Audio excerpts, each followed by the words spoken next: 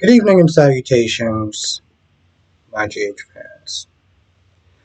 Alright, I got a question. Why are we suddenly caring and trying to cheer up the psychopath who has killed a bunch of people? Why is Liz and Laura going out their way to sit there and try to cheer up Heather after everything that she's done? Let me tell you something.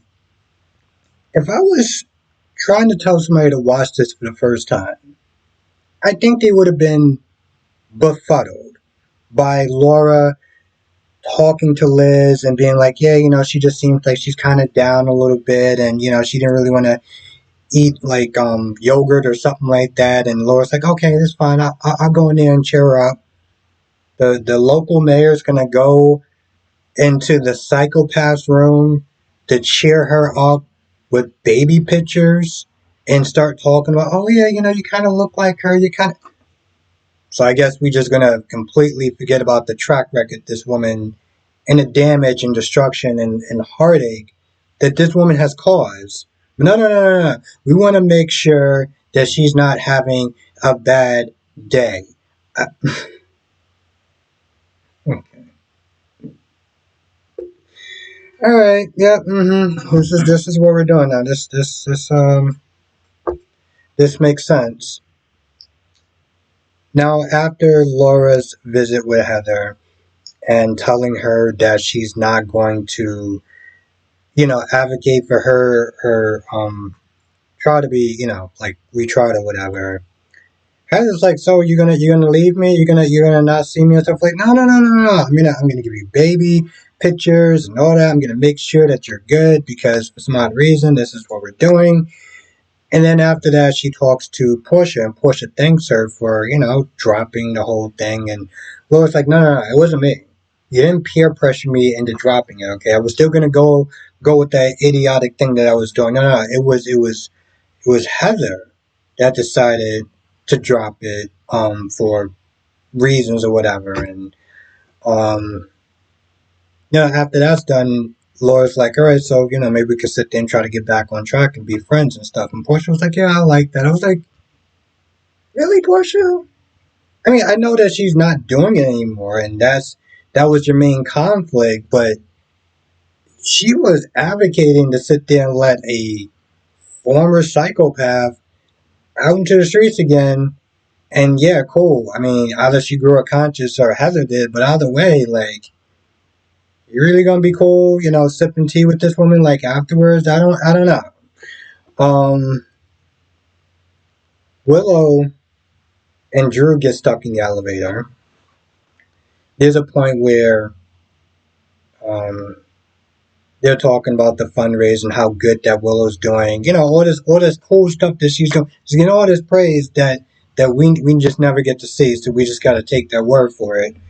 But the elevator gets stuck or whatever, and Drew Drew is like, oh, I'm hot, let me sit there and take off my jacket, and that's enough to sit there and send her to a whirlwind, because when he's like, we got a trip that's going to be coming up for the fundraiser and stuff like that, and it's going to be Tamara Hall and some other people from ABC. It's, that just makes sense. She's like, no, I can't do it. I can't do it. It's just Wiley, he's going back to school soon, and if I'm gonna have to be going and doing all these trips and stuff like that, maybe I shouldn't be doing it.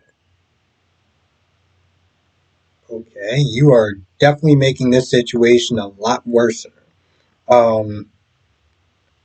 Yeah, you want to do this because it allowed you more time with your kids and everything like that. But it's also a good thing that you're doing, raising these funds and stuff like that. You tell me you can't put your personal ish aside for 5 minutes to sit there and try to get money towards this cause? Like, what are we doing at this point? So Drew's like, you know what, listen, you go, I'll stay.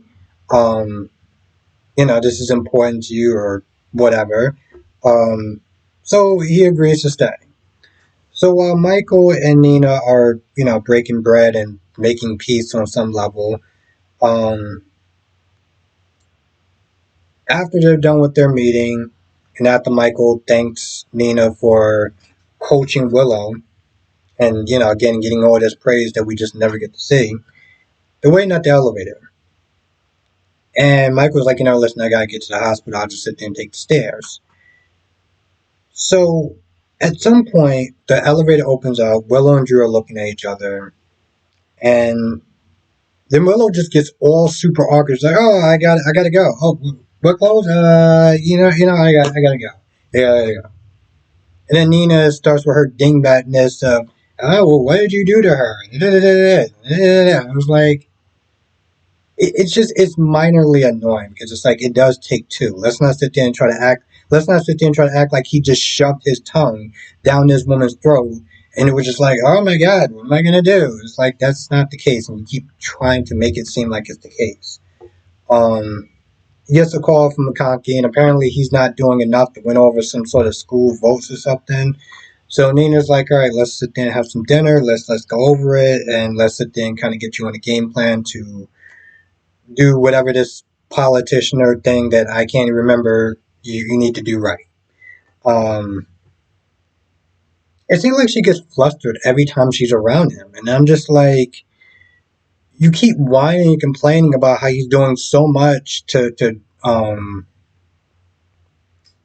Willow and everything like that. And like, you seem like you kind of want to shove your own damn tongue down his throat at this point. What are we doing at this point? I want to know. I generally want to know. Um, I don't exactly know. Oh yeah, yeah. There's a point where Kevin Smith is talking to Alexis to make sure that she's taking care of herself. While that's going on, Christina is pretty much asking Sonny to unalive Ava. She keeps talking about, I want her to pay, want her to pay. What she really means is she wants her to stop breathing. And Sonny just keeps just saying, hey, listen, I'll take care of it. Don't worry about it. Even shows her the pictures like, yo, listen, this chick is probably going to go to jail because, they got proof that she put hands on you. But that's not enough for Christina. And at some point, Alexis overhears. Alexis like, saying, can we talk outside for a little bit?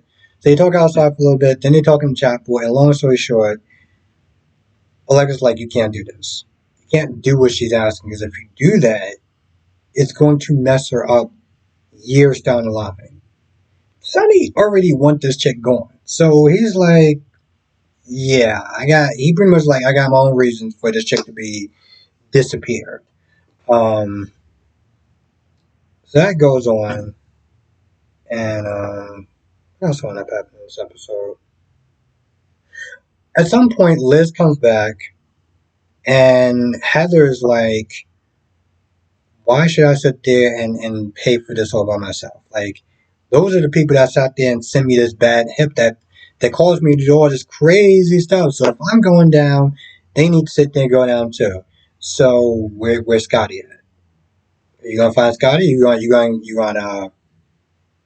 to call Scotty for me? You want me to use the phone, call Scotty? And she's like, Liz like, I really don't want to sit there and get involved. Um,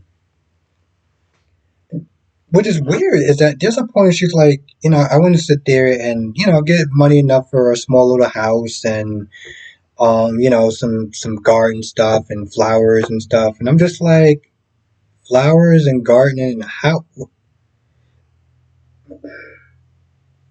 didn't you just sit there and tell Laura that you didn't want to be relieved? You're a menace to society. You belong in prison and stuff. And I mean, I know what Laura Smith is saying to Kevin, or Kevin was Smith is saying that maybe because she's starting to think back in her right mind. Reality is hitting in, and while she wanted to initially take responsibility, I'm pretty sure, hopefully, she does. Starting to realize that prison is just prison. It's depressing. Maybe that reality is starting to sink in, and maybe that's why she's like talking about gardening and flowers and gardenias or whatever they're called. Um, which really threw me off. I mean, I was like, I thought you were okay.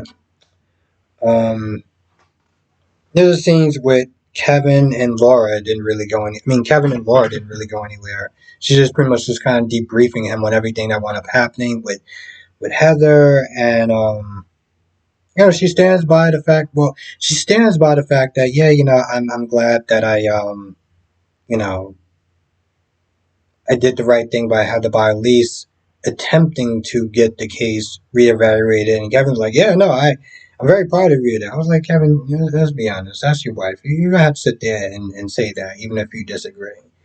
I don't know.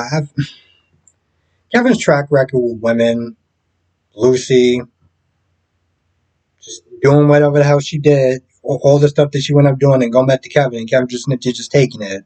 So I'm gonna be honest. I'm like, you kind of got to sit there and say that. I don't know. He just comes across as a person that doesn't really have a backbone.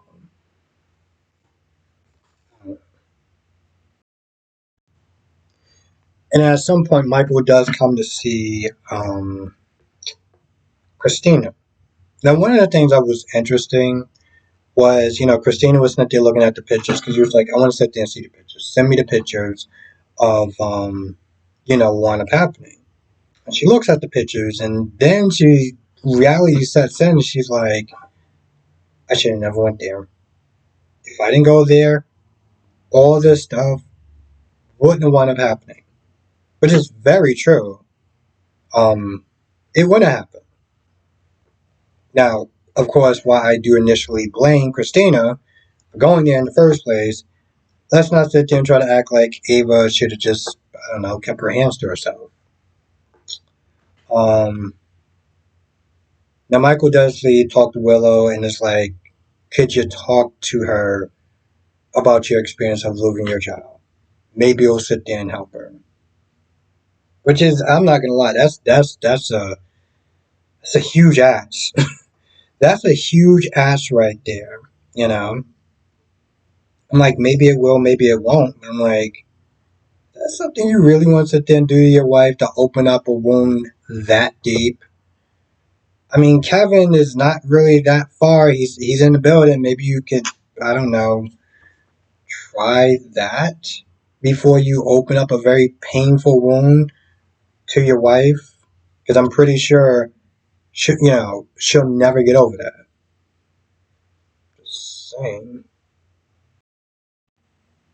That's about it for the most part. I can't think of too much other things that wound up happening. This hit or miss episode. You could either watch it or not watch it. I'm not saying it's the worst episode, but I don't know. For a Friday cliffhanger episode, could have been better. Anyway, I feel like that's pretty much about it. Well, to be fair, I didn't watch Days yet, so maybe they'll sit there and hook me with a cliffhanger. Why not was B&B was I don't even remember B&B. So that pretty much just says all. That says it. That says it. I got my notes for tonight, so we'll sit there and talk about all those shows as well. Anyway, with that being said, I'm gonna go, and I will see you in the next video.